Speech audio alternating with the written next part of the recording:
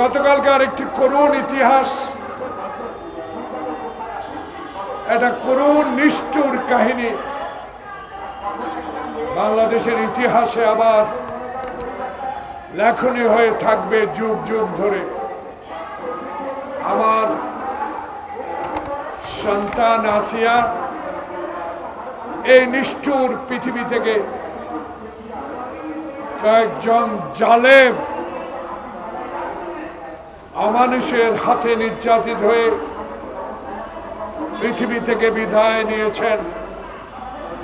হে আল্লাহ, তুমি এই ক্ষুদ্র বাচ্চাটিকে জন্ম দিয়েছিল,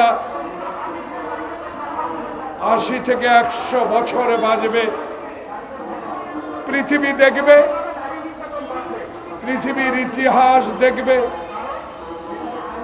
বাংলাদেশের ভবিষ্যৎ দেখবে, বাংলাদেশের রাজনীতি দেখবে, বাংলাদেশের মানুষের সেবা করবে।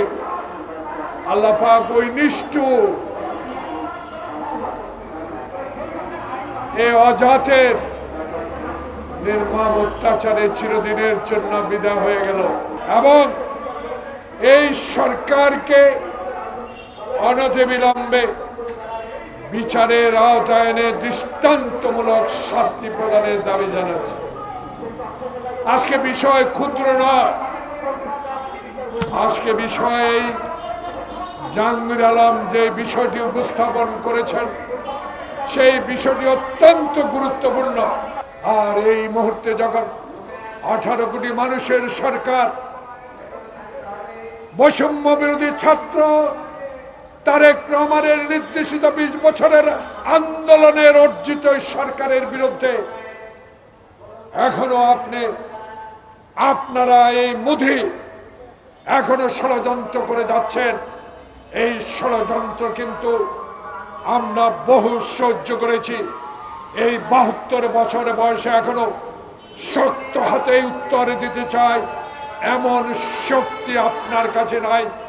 বাংলাদেশের 18 কোটি মানুষকে আবার গণতন্ত্রহীনতা করার কোন চক্রান্ত যদি আপনি করেন, আপনার বিরুদ্ধে লড়াই করে যাওয়ার শক্তি আমাদের আছে। জাহাঙ্গীর সাহেব আমার বন্ধু মানুষ, একসাথে যুদ্ধ করছি একই ক্যাম্পে। মালা মানুষ, সোজা মানুষ, সারাদিন হাসে, গালি দিলেও হাসে, সমালোচনা করলেও হাসে। আপনি এক্ষুনি পদত্যাগ করেন, সমস্যার সমাধান হবে। জনাব জাহাঙ্গীর সাহেব, আপনার কথা কারা শুনে না আমাদেরকে জানান। কারা আপনার কথা শুনে না আমাদেরকে জানান। কারা বলে ওনাদেরকে সহায়তা করলে নির্বাচন দিয়া দিবে, এইসব কথাগুলা কারা বলে প্রকাশ করেন। জাহাঙ্গীর সাহেব, আপনার হারাবার কিছু নাই।